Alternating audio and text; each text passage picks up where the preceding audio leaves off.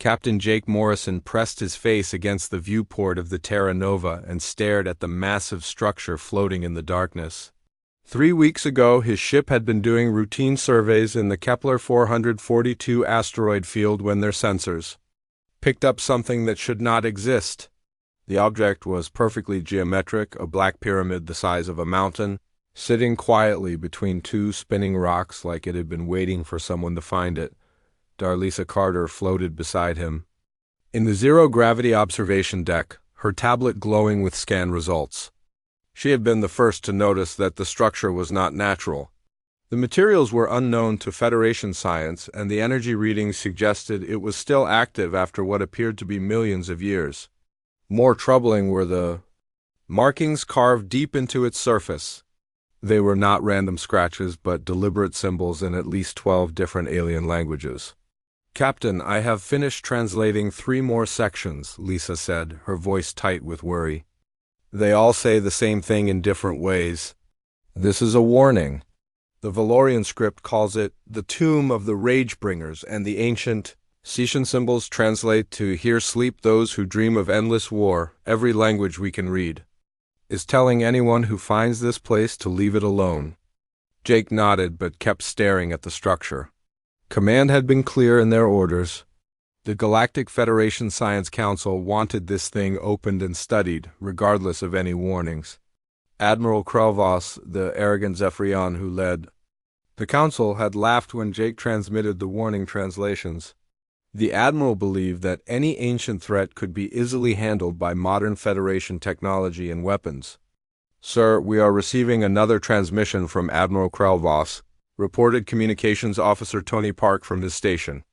Jake sighed and moved to the command chair, knowing what the message would contain. The Admiral's blue-scaled face appeared on the main screen, his 4 eyes showing the usual mixture of arrogance and impatience that made Jake want to punch something. "Captain Morrison, you have had enough time to study the exterior of this artifact. I am ordering you to breach the structure immediately. The Federation has waited long enough for answers." "Admiral, with respect, every translation we have completed warns against opening this structure," Jake replied, trying to keep his voice level. "Dr. Carter believes this might be some kind of prison or containment facility. Perhaps we should wait for additional ships and proper containment equipment." Krelvos made a dismissive gesture with one of his 6 arms. "Nonsense, Captain. What could an ancient civilization possibly have created that would threaten the modern galaxy? You have the most advanced scanning equipment in Federation space. Proceed with the breach, or I will send someone who will." The transmission ended, leaving Jake staring at a blank screen. He looked around the bridge at his crew. They were all human, all good people who trusted his judgment. Lisa had moved to the science station and was running additional scans on the structure, her brow furrowed with concentration. "Captain, I am detecting something new," she announced. "There are chambers inside, hundreds of them, all arranged in perfect rows. The energy signatures suggest some kind of life support system, but it is unlike anything in Federation records. Whatever is inside those chambers has been kept in perfect stasis for an incredibly long time." Chief Engineer Bob Martinez spoke up from his position at the engineering console. "Sir, I can get us inside, but it will not be quiet. This thing is built like nothing I have ever seen. The hull appears to be some kind of adaptive metal that repairs itself. I will need to use focused plasma bursts to create an opening." Jake made his decision. Orders were orders, even when they felt wrong. "Do it, Bob. Open us a way inside, but keep the breach small." "Lisa, I want full environmental suits for the away team and every scanner we have. If this thing is a prison, I want to know what is locked up inside before we go too far." The Terra Nova moved closer to the structure, which Lisa had started calling the vault. Bob directed the ship's cutting beam toward what appeared to be an entrance sealed with the same unknown metal as the rest of the structure. The plasma beam struck the surface, and for a moment nothing happened. Then the metal began to glow and slowly pull apart, revealing a dark opening beyond. Jake suited up with Lisa and 4 security officers. They crossed through the breach in a small shuttle, their lights cutting through the darkness inside the vault. The corridors were vast and empty, built for beings much larger than humans. Emergency lighting flickered to life as they moved deeper, activated by their presence after millions of years of darkness. They found the chamber Lisa had detected with her scans. It stretched out beyond their lights, filled with thousands of cylindrical pods arranged in perfect military rows.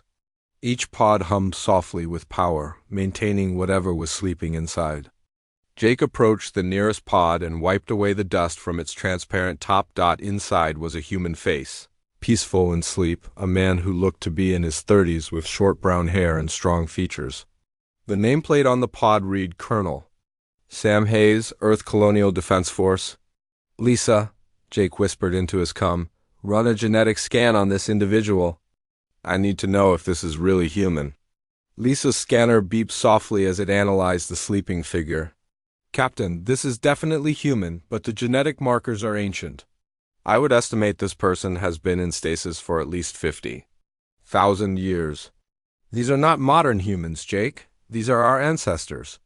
Jake stared at the thousands of pods stretching into the darkness and felt something cold settle in his stomach.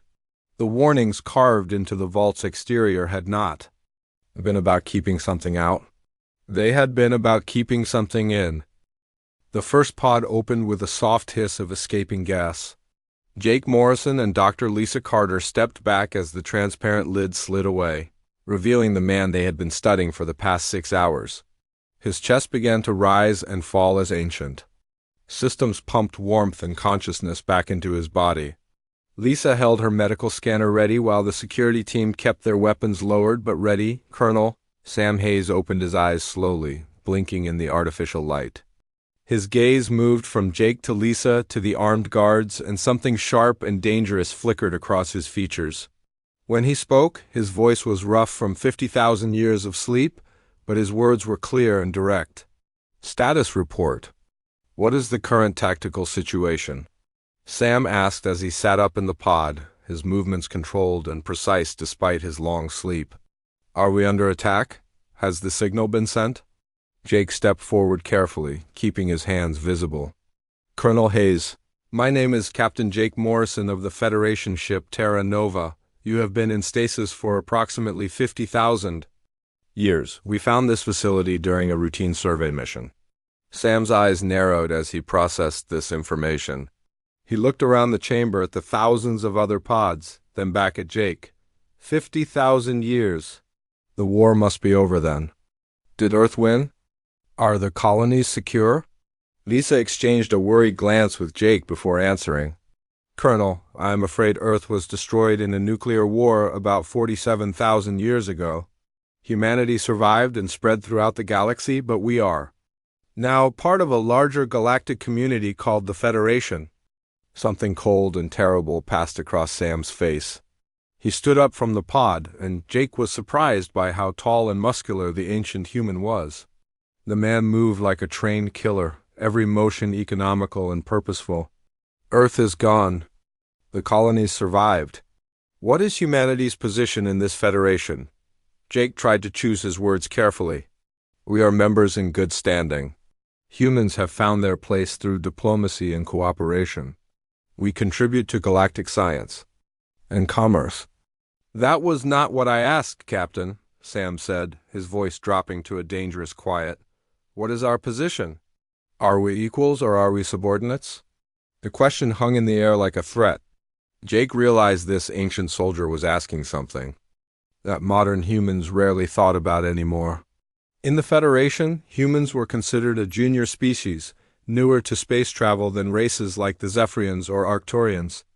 It was simply accepted that older, more advanced species naturally took leadership roles. Before Jake could answer, another pod began to open. A woman with short black hair and the same dangerous look in her eyes emerged from stasis. The nameplate identified her as Major Kate Sullivan, Earth Colonial Defense Force. She assessed the situation in seconds, her gaze moving from Sam to the strangers around them. Colonel, are we compromised? She asked, her hand instinctively reaching for a weapon that was not there. Negative, Major. We have been asleep for 50 millennia. Earth is gone and humanity is now part of something called the Federation. I am still determining our current strategic position. Sam turned back to Jake. Captain, I need to understand exactly what humanity's role is in this federation. Are we protected or are we controlled? Lisa stepped forward, trying to ease the tension she could feel building. Colonel, humanity is respected in the Federation. We have representatives in the government and our own worlds and colonies.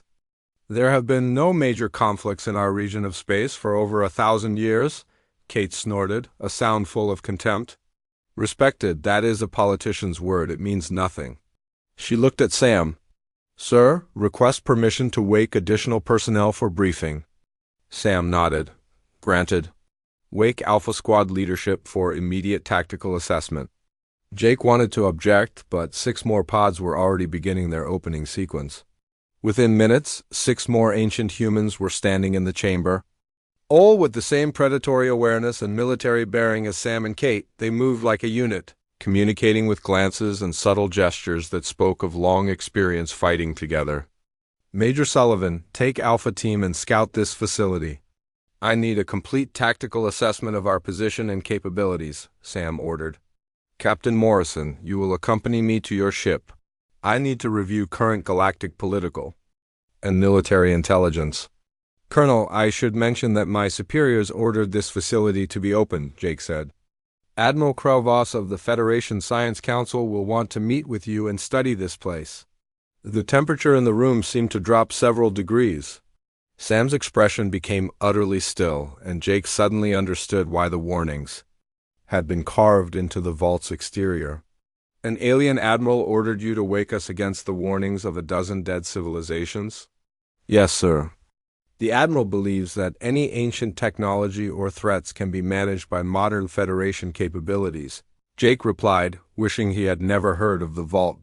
Kate returned from her quick scout of the facility, her face grim. Colonel, I count approximately 12,000 pods in this facility alone. All Earth Colonial Defense Force personnel, various specialties. This appears to be Forward Base 7, one of the deep space staging areas. Sam's eyes went wide. Major, if this is Forward Base 7, then the others are still out there. The entire network is still active. What network? Lisa asked, though. She was beginning to fear the answer. Humanity's final insurance policy, Sam replied. When Earth realized that war was coming, we established 50 hidden bases throughout the galaxy. Each one contained enhanced human military personnel in stasis, waiting for the signal to wake up and defend humanity's future. We were the sword hidden in the darkness, ready to strike if our people were ever threatened. Jake felt his blood turn to ice. How many people are we talking about, Colonel? Sam looked at him with eyes that had seen the worst humanity could do and had been trained to do worse in return. 600,000 of Earth's most dangerous soldiers, Captain. All waiting for someone to tell them that humanity needs protecting. In the distance, more pods began to hiss open as the ancient systems responded to Sam's presence. The vault was waking up, and with it, a version of humanity that the galaxy had never seen. Jake realized that Admiral Krelvos had not just opened a tomb. He had opened Pandora's box, and what was coming out had been designed to make sure humanity would never kneel to anyone again. Colonel Sam Hayes stood in the observation deck of the Terra Nova, watching Federation space traffic through the viewport. 3 days had passed since his awakening, and what he had learned about modern humanity's place in the galaxy had filled him with a cold rage that he kept carefully hidden behind a calm expression. Captain Jake Morrison and Dr. Lisa Carter had tried to explain how the current system worked, but to Sam it looked like systematic oppression disguised as cooperation. Captain, explain to me again why human cargo ships must wait in secondary traffic lanes while Arcturian vessels get priority routing through the Centauri Gate? Sam said, his voice carefully neutral. Jake shifted uncomfortably. It is just how the system works, Colonel. The Arcturians built most of the gate network, so they get priority access. It is not personal, it is just efficiency. And the mining rights on New Texas that were transferred to Zephyrian Mining Consortium last year? Sam continued, making notes on a datapad.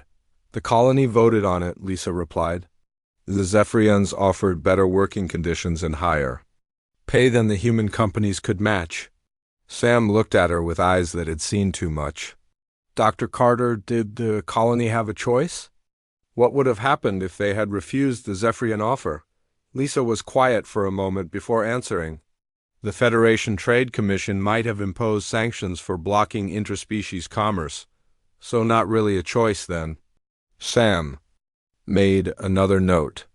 And the incident at New Hope Station where vegan security forces arrested 47 human workers for disruptive behavior? The workers were protesting unsafe working conditions, Jake admitted. But they were released. After paying fines. After 3 months in vegan detention facilities, Sam corrected. I have read the reports, Captain. 12 of those workers required medical treatment for injuries sustained during their arrest. Major Kate Sullivan entered the observation deck, having completed another reconnaissance mission to nearby human settlements. Her expression was dark as she approached Sam and handed him a datapad containing her findings.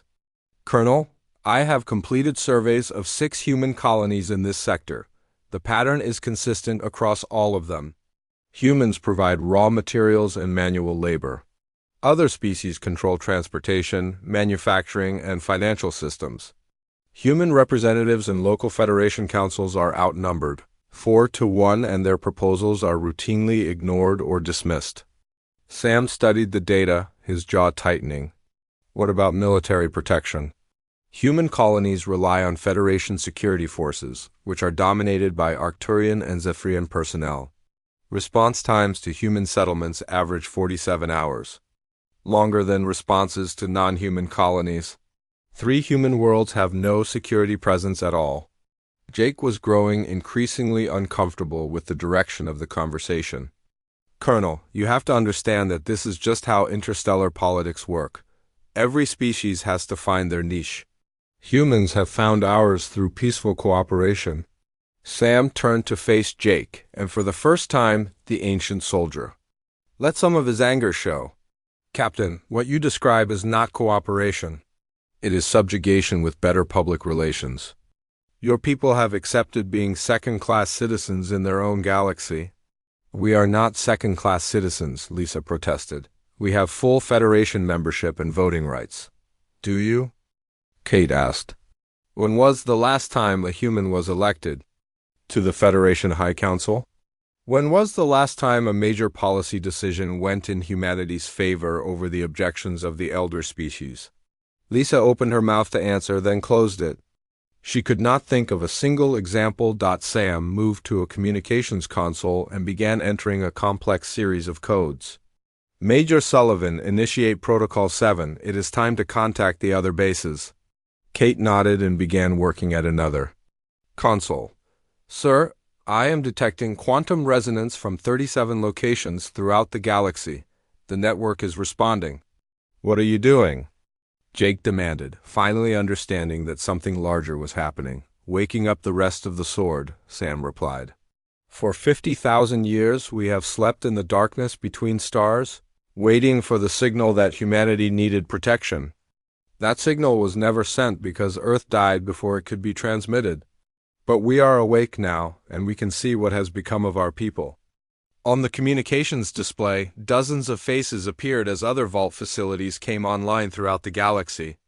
Men and women with the same dangerous look as Sam and Kate, all awakening to learn what had happened to the species they had sworn to protect. Colonel Hayes, this is Admiral Tony Rodriguez, Forward Base 1. Status report, came a voice from the primary screen. Admiral, we have a code black situation. Earth is gone and humanity has been relegated to subordinate status in a galactic federation. Our people are being systematically oppressed but have been conditioned to accept it as normal. Rodriguez's face darkened. Rules of engagement? Sam looked out at the Federation ships moving through space, most of them carrying human cargo or raw materials to non-human worlds, and made a decision that would change the galaxy forever. Phase 1 operations are authorized. Intelligence gathering and target identification. All bases are to assess their local situations and prepare tactical options. We do not move openly until we have a complete picture. Understood, Colonel. All bases will report readiness in 72 hours. The transmission ended, leaving the observation deck in tense silence. Jake stared at Sam in growing horror. Colonel, you cannot be planning what I think you are planning. The Federation has kept peace in this galaxy for thousands of years? Sam turned back to the viewport, watching an Arcturian battlecruiser escort a convoy of human freighters like a prison guard watching inmates. Captain, your Federation has kept humans peaceful, which is not the same thing as keeping peace. Peace without strength is just delayed conquest. Your people have forgotten the most basic truth of existence. Which is? Sam's reflection in the viewport looked like death itself. That in this universe you are either the predator or the prey. Humanity chose to become prey 50,000 years ago. That choice ends now. In the depths of space, 49. Other vault facilities hummed to life as ancient weapons and warriors awakened to discover that their protected had become the galaxy's victims. The sword that Earth had hidden in the darkness was finally being drawn, and its blade was sharp. With 50 millennia of patient fury, Admiral Tony Rodriguez stood in the command center of Forward Base 1, deep in the Outer Rim territories where no Federation patrol had ventured in decades. Around him, holographic displays showed the positions of all 50 vault facilities. Throughout the galaxy, each one now active and reporting status. The ancient Earth Colonial Defense Force was fully awakened for the first time in 50,000 years, and what they had found made Rodriguez wish they had never been disturbed. Admiral, Forward Base 15 reports successful infiltration of the Vegan Mining Consortium headquarters on Kepler Prime, reported Colonel Janet Price from her position at the intelligence console. They have confirmed that human workers are being deliberately exposed to toxic materials to reduce long-term labor costs. Life expectancy for human miners has dropped 30% in the last 5 years. Rodriguez felt his jaw clench. The reports had been coming in for weeks now, each one revealing another layer of systematic abuse that modern humanity had either ignored or rationalized away. What about Forward Base 23? Major Chris Turner has documented 17 separate incidents of human colonists being forcibly relocated from mineral-rich worlds under various legal pretexts. In each case, the worlds were later handed over to non-human corporations. The pattern is clear, Admiral. The main display showed a tactical map of Federation space with human colonies marked in blue and non-human worlds in red. The pattern was obvious once you knew how to look at it. Human settlements were clustered in resource-poor systems or served as buffer zones between more powerful species. They were not being integrated into galactic civilization. They were being contained and exploited. Rodriguez activated the quantum communicator that connected him to all the other base commanders. 50 faces appeared on his screen, all wearing expressions of barely controlled anger. These were soldiers who had volunteered to sleep in the void for millennia, waiting to protect their species when the time came. They had awakened to find that time had already passed, and they had failed by being absent. "Status reports, all stations," Rodriguez commanded. Colonel Sam Hayes spoke from Forward Base 7. "Admiral, I have completed my assessment of modern human military capabilities. They have no dedicated warships, no independent defense force, and no strategic weapons. Everything is controlled by Federation security, which views humans as a potential internal threat rather than a protected member species." Major Kate Sullivan added her findings. "Sir, human diplomatic corps has been systematically weakened over the past 3 centuries. Our representatives are given positions with no real authority and are excluded from major policy discussions. The Federation maintains the illusion of human participation while ensuring we have no actual power." Rodriguez nodded grimly. "Colonel Nancy Foster, what is the status of human industrial capabilities?" A stern-faced woman from Forward Base 31 responded. "Admiral, humans control less than 8% of manufacturing in Federation space. Despite being 15% of the population, most human-operated facilities are limited to raw material processing and basic agriculture. Advanced manufacturing, shipbuilding, and weapons production are dominated by elder species." The picture Being painted was clear and horrifying.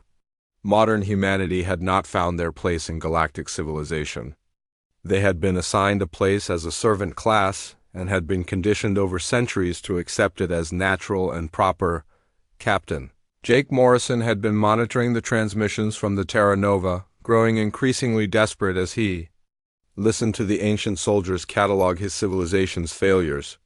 He opened the channel to Rodriguez. "Admiral, this is Captain Morrison. I need you to understand that humanity has benefited greatly from Federation membership. We have access to advanced technology, peaceful trade relationships, and protection from external threats." Rodriguez looked at Morrison with the cold gaze of a professional killer. "Captain, you have access to technology that other species choose to give you. You have trade relationships where humans provide raw materials and buy finished goods at markup rates that would be considered theft if applied to other species. As for protection from external threats, we have reviewed Federation military records. The last major external threat to this galaxy was defeated 4,000 years ago. What exactly is the Federation protecting humanity from?" Jake struggled for an answer. "Piracy, system conflicts, resource disputes, double quibbles, Captain. Problems that exist because the Federation's economic system creates inequality and resentment. You are not being protected from external enemies. You are being controlled to prevent internal rebellion." President Alex Turner appeared on the communication network, broadcasting from Earth's capital world, New Geneva. His face showed the strain of trying to manage a crisis he did not fully understand. "Admiral Rodriguez, I am speaking for the elected government of humanity. We appreciate your historical service, but we cannot allow you to destabilize our current relationships with other Federation species." Rodriguez stared at the human leader with a mixture of pity and disgust. "Mr. President, with respect, you do not have the authority to allow or forbid anything. Your government exists because the Federation permits it to exist. Your military forces consist of planetary police with no interstellar capability. Your economy depends entirely on trade relationships controlled by non-human corporations. You are not governing humanity, you are managing it for its actual owners." General Patricia Lee, the highest-ranking human in Federation security forces, joined the transmission. "Admiral, you are talking about actions that could lead to war. Humanity has worked for thousands of years to build peaceful relationships with other species. You cannot destroy that progress because you disagree with how the system works." "General Lee, I have reviewed your service record," Rodriguez replied. "You have distinguished yourself in suppressing human dissent on 17 different worlds. Your forces have arrested more human civilians than enemy combatants. Tell me, when did protecting other species from humans become more important than protecting humans from other species?" Lee's face flushed, but she had no answer. Rodriguez stood and addressed all the screens simultaneously. "Phase 1 is complete. We know the scope of the problem, and we know that the current human leadership is either unable or unwilling to address it. Phase 2 begins immediately. All bases are authorized to begin direct action against targets that pose immediate threats to human populations. Rules of engagement are weapons-free for any non-human forces that are actively harming humans." Colonel Hayes spoke up. "Admiral, what about Federation response?" Rodriguez smiled, and it was not a pleasant expression.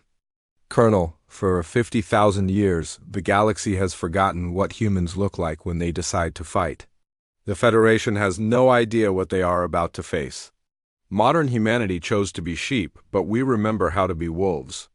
Across the galaxy, ancient warriors who had waited in darkness for millennia began to move. They emerged from hidden bases with weapons and ships that predated the Federation, technology designed not for exploration or commerce but for war. The galaxy was about to learn that humanity had never been as harmless as they pretended to be. They had simply been sleeping until someone threatened their children. The first shots were fired above New Colorado, a human mining colony on the edge of Federation space. The hegemony of Vega had grown tired of negotiating with the stubborn human colonists who refused to surrender their mineral rights to vegan corporations. Supreme Commander Velcross decided to make an example that would teach all human worlds the price of defying their betters. 12 vegan heavy cruisers dropped out of hyperspace above New Colorado and immediately began orbital bombardment. The first energy blast struck the planetary capital of New Denver, vaporizing city blocks and sending shockwaves across the planet's surface. 200,000 human civilians lived on New Colorado, and they had no defenses against the massive warships raining death from orbit. Governor Rick Barnes transmitted a desperate surrender offer within minutes of the attack beginning, but the vegans ignored it. This was not about the mining rights anymore. This was about showing every human colony what happened when they forgot their place in the galactic order. Colonel Sam Hayes received the distress signal at Forward Base 7 and felt something primal and terrible wake up inside him. He had spent weeks watching his people suffer in silence, accepting abuse and exploitation as the natural order. But the bombardment of civilians crossed a line that could not be uncrossed. "Major Sullivan, immediate combat alert," Sam commanded. "Signal all nearby bases. The vegans have just declared war on humanity." Kate Sullivan's face was stone cold as she activated the base's combat systems. "Sir, forward bases 4, 9, and 12 are responding. We can have 30 ships in system within 2 hours." "Negative, Major. We do not have 2 hours. How many civilians are dying while we debate tactics?" Sam moved to the base's primary weapons console and began entering authorization codes that had not been used in 50,000 years. "Emergency launch protocol. All available ships, immediate departure." 3 minutes later, 6 ships emerged from the hidden launch bays of Forward Base 7. They were not the sleek, elegant vessels favored by the Federation. These were Earth Colonial Defense Force warships, built for one purpose and designed by a species that understood war in ways the peaceful galaxy had forgotten. The EDF Retribution led the small fleet, with Sam commanding from its bridge. The ship was ancient by galactic standards, but its weapons and armor had been crafted by humans who expected to face overwhelming odds and still win. As they approached New Colorado, Sam opened communications with the vegan fleet. "Vegan vessels. This is Colonel Sam Hayes of the Earth Colonial Defense Force. Cease your bombardment immediately and withdraw from human space." Supreme Commander Velcross appeared on the main screen, his 4 eyes showing amusement rather than concern. The vegans were one of the Federation's most powerful military species, and the idea that humans might challenge them was absurd.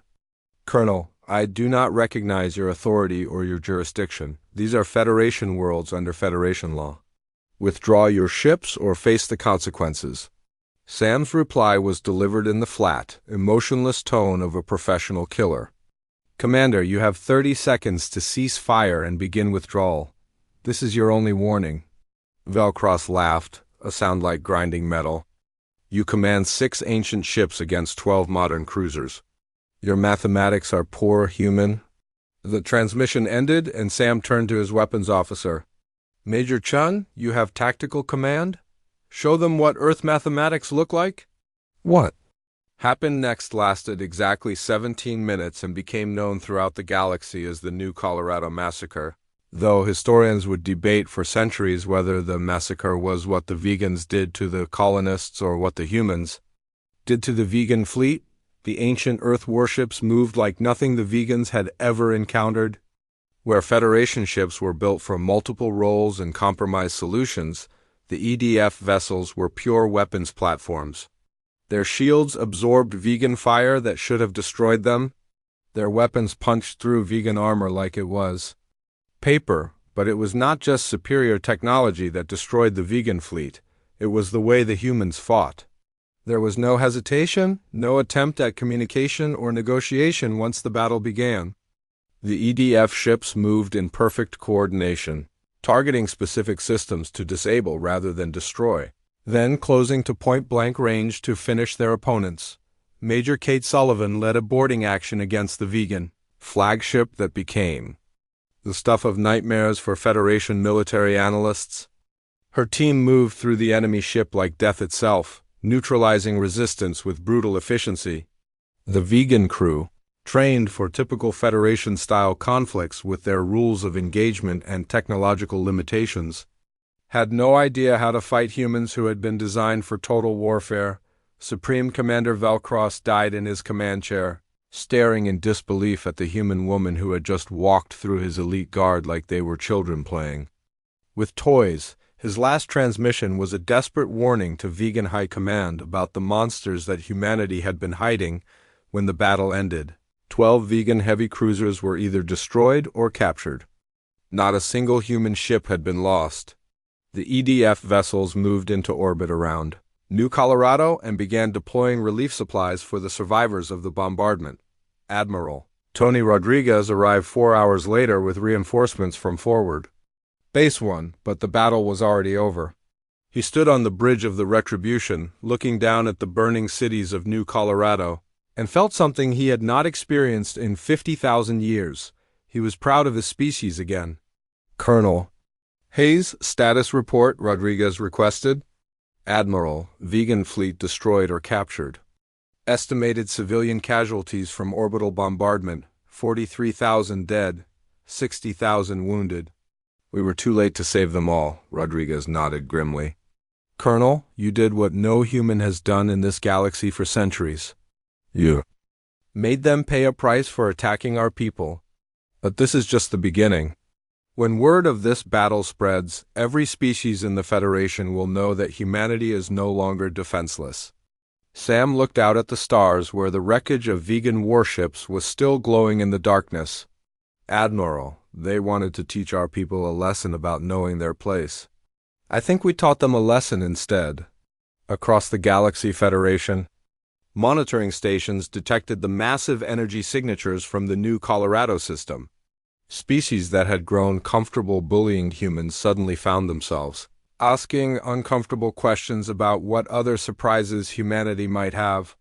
Hidden in the dark corners of space, the age of human submission was ending, and it was ending in fire. The Galactic Federation Council chamber fell silent as Admiral Tony Rodriguez entered, flanked by Colonel Sam Hayes and Major Kate Sullivan. The assembled representatives of dozens of species stared at the three humans with a mixture of fear, anger, and something that had been absent from their interactions with humanity for centuries, respect. Rodriguez walked to the center of the circular chamber, ignoring the whispers and hostile glares from the alien delegates. Behind him, holographic displays showed the wreckage of the vegan fleet at New Colorado and similar scenes from 17 other systems where ancient human forces had emerged to protect their people. The galaxy had spent 3 weeks trying to understand what had happened, and now they were about to get their answers. Honored delegates, Rodriguez began, his voice carrying clearly through the vast chamber. I am Admiral Tony Rodriguez of the Earth Colonial Defense Force. I represent 600,000 human military personnel who have been awakened from 50,000 years of stasis to find our species relegated to the status of servants and victims in the galaxy our ancestors helped explore. Admiral Krelvos, the Zephyrian who had ordered the vault opened, rose from his seat. Admiral Rodriguez, you stand in violation of Federation law. Your forces have attacked Federation vessels and disrupted trade throughout 17 systems. I demand you surrender yourself and your people for judgment. Rodriguez looked at the blue-scaled alien with the cold gaze of someone who had seen civilizations rise and fall. Admiral Krelvos, you opened our tomb because you believed any ancient threat could be managed by modern Federation technology. You were wrong. We are not here to be judged by you. We are here to explain the new reality. He gestured to the holographic displays. For 3 weeks, human defense forces have responded to attacks on our people throughout the galaxy. Arcturian. Slave operations on 6 worlds have been shut down. Centauri pirates who preyed on human shipping lanes have been eliminated. Corporate executives who poisoned human workers to increase profits have been arrested or killed. The hegemony representative, a massive insectoid creature named Hive Queen Zetka, clicked her mandibles in anger. Your actions have destabilized the entire galactic economy. Thousands of legitimate business operations have been disrupted. Legitimate? Kate Sullivan spoke for the first time, her voice cutting through the chamber like a blade. Your Majesty, we have reviewed the contracts your corporations use with human workers. The mortality rates, the working conditions, the pay scales. If these practices were applied to your own species, you would call them crimes against civilization. President Alex Turner and General Patricia Lee sat in the human delegation area, looking uncomfortable and out of place. They had spent weeks trying to distance the human government from the actions of the ancient soldiers, but their protests fell on deaf ears. The galaxy no longer cared what modern human leaders thought. They only cared about what the dangerous humans with the weapons might do next. Rodriguez continued his address. We did not seek war with the Federation. We sought to protect our people from systematic abuse that they had been conditioned to accept as normal. But every species in this chamber has chosen to view human resistance as aggression rather than self-defense. The Valorian delegate, a crystalline being that communicated through harmonic vibrations, resonated a question that the chamber's translators converted to speech. Admiral Rodriguez, what do you want? What are your demands? We want what every species in this chamber takes for granted, Rodriguez replied. We want humans to be treated as equals rather than as a resource to be exploited. We want human colonies to have the right to determine their own trade relationships and mining rights. We want human representatives to have actual authority in Federation decisions that affect our people. And if we refuse? Asked the draconian ambassador, a reptilian creature whose species had been one of the worst offenders in exploiting human labor. Sam Hayes stepped forward, and every being in the chamber could feel the predatory danger that radiated from the ancient soldier. Then you will discover why a dozen dead civilizations carved warnings about humanity into the walls of our tomb. We are not the peaceful, diplomatic species you have grown comfortable bullying. We are apex predators who chose to sleep until our children needed protection. The chamber erupted in angry voices and threatening gestures, but Rodriguez raised his hand for silence. The Earth Colonial Defense Force is not seeking to conquer the galaxy or destroy the Federation. We are establishing the Human Defense Consortium, a protection force that will monitor and respond to threats against human interests. Our people will continue to participate in galactic civilization, but they will do so as equals or not at all. Admiral Krelvoss activated his communicator. Admiral Rodriguez, I am ordering Federation security forces to arrest you and your subordinates for crimes against galactic peace.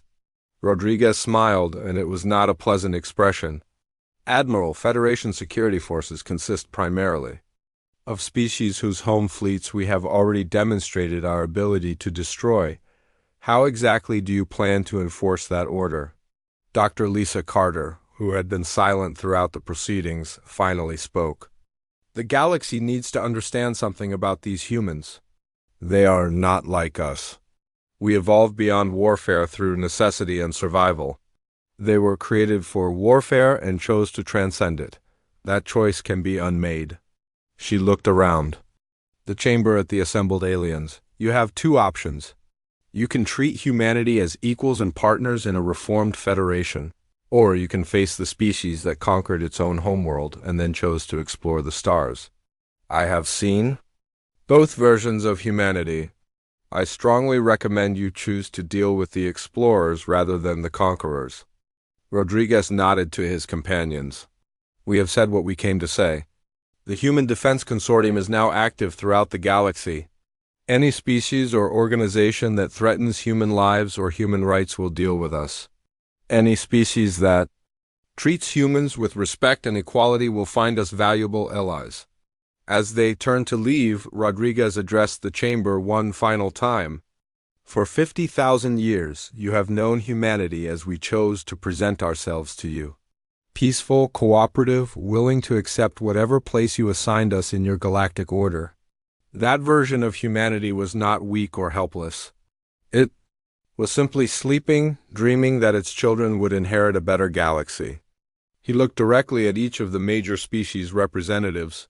Those children have been awakened by your actions, and they have decided to build that better galaxy themselves. We hope you will choose to help them rather than force them to build it over your graves. The three ancient humans left the chamber in silence, leaving behind a galaxy that would never again underestimate. The species from a small blue world that had once dominated its own planet through sheer determination and refusal to surrender. The age of human subjugation was over, and the age of human equality had begun. Whether the galaxy wanted it or not, Captain Jake Morrison watched the proceedings from his ship, finally understanding what Dr. Carter had meant when she said the warnings on the vault were not about keeping something out. They had been about keeping something in. Humanity's capacity for overwhelming violence, held in check by their choice to be better than their nature demanded. The choice to be better was still there, still available, but it was no longer the only choice, and every species in the galaxy now knew it.